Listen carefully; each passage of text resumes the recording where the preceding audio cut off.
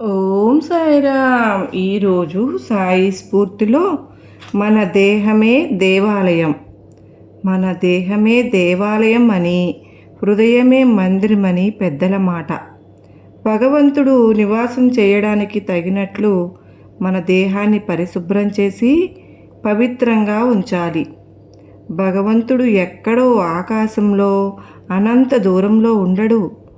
శాంత హృదయాలు, సాధువులు, భక్తులు అయినవారు తనను ఎప్పుడు ఎక్కడ పూజిస్తూ, స్మరిస్తూ, ధ్యానిస్తూ ఉంటారో అక్కడే ఉంటారు. కనుక దేవాలయము అంటే ఒక భవనం కాదు, పవిత్రమైన భక్తుని హృదయమే దేవునికి నిజమైన ఆలయం.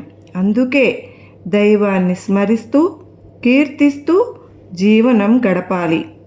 బాబా వారిని పూజ చేయడానికి, భజన చేయడానికి కష్టపడి రాళ్ళు మోసి ఓ పెద్ద భవంతి నిర్మించాల్సిన అవసరం లేదు.